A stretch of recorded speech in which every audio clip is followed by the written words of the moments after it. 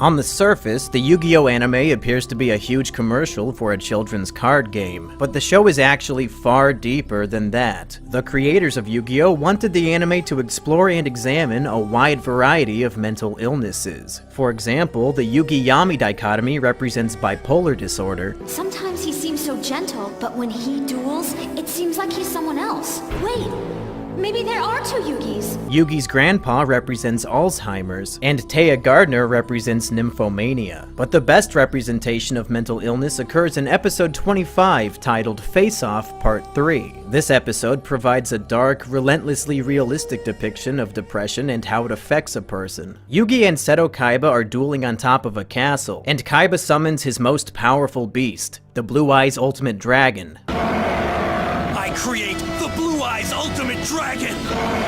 This monster represents Kaiba's pride, Kaiba's happiness, and Kaiba's will to live. Kaiba sure loves his blue eyes. Yugi then uses his Living Arrow spell card to fuse his Mammoth Graveyard with Kaiba's Ultimate Dragon. This is where we see depression at work. The Mammoth Graveyard becomes the depression that is rotting Kaiba's will to live away. No, my dragon! What have you done? Since my Mammoth Graveyard is an undead-type monster, he can't properly fuse with your living Ultimate Dragon. Instead, it causes your monster to rot and decay from the inside out. Each turn, your Ultimate Dragon will lose attack points until your creature is no more. Turn by turn, the once big, beautiful dragon that represents Kaiba's happiness starts melting away into a disgusting gray blob. This is perhaps the greatest symbolic imagery of depression in action that I've ever seen in an anime. Much like the Mammoth Graveyard sucking out the Ultimate Dragon's life force 1200 points each turn, depression infects your mind like a virus and slowly but surely drains away your will to live. Your happiness, the things you like to do for fun, your relationships, your ability to get out of bed in the morning. Depression drains these, the life essences that compose your existence. And the longer you suffer from it, the worse it gets. Once again, your attack has failed, Kaiba. My defense holds, and you have no other strategy to use against me. Your time is running out. You should never have challenged me, Kaiba. You see? My Mammoth takes another 1200 points from your dragon. Even my weakest monsters can destroy it now.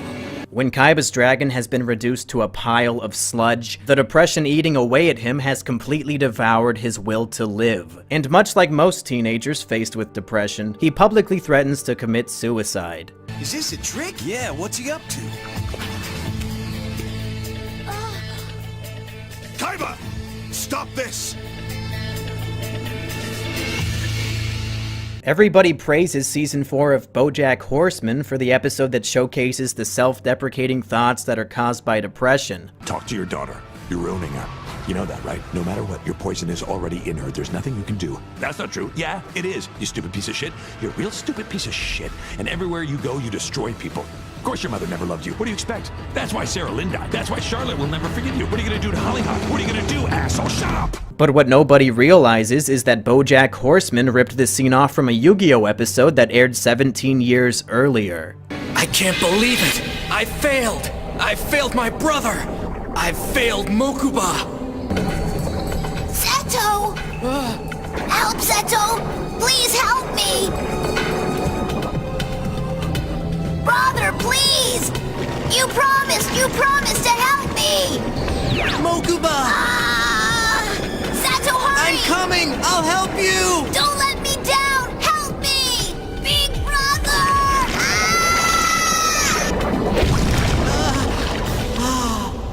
You're rotten to the core, Kaiba, just like that dragon! It's all your fault! Why, Seto? Why didn't you help him? You promised you'd always be there for him! You promised him, Seto Kaiba! You promised! Kaiba stands on the edge of the castle and threatens to jump if Yugi destroys what is left of his dragon. Don't tempt me! The show leaves it ambiguous as to whether or not Kaiba would actually go through with his threat of suicide, but I think Kaiba's intentions are ambiguous even to himself. The depression has clouded his mind and immersed him with the desire for death. And much like depressed people in real life, it isn't so much that Kaiba wants to kill himself, he just doesn't want to be alive anymore. Oftentimes, those considering suicide aren't entirely sure that they'd be able to go through with it when the time came. The only thing they do know for sure is that existence has become too unbearable and that death can't come soon enough. Faced with Kaiba's suicide threat, Yugi surrenders the duel and Kaiba is declared the victor. We can't do this! Stop!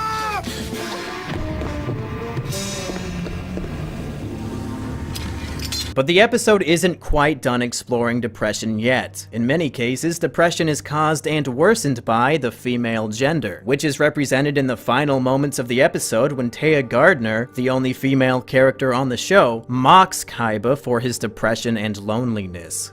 Yugi may have lost one lousy Duel Monsters game, but at least he hasn't lost his heart! Not like you, Seto Kaiba! You've spent so much time with your machines, you've forgotten what being human is about! Yugi has a heart, Kaiba. Yugi has us. Friends that'll stand with him to the end, no matter whether he wins or loses some lousy game. And what do you have, Seto Kaiba? What do you have at the end of the day? Tell me! Tell me!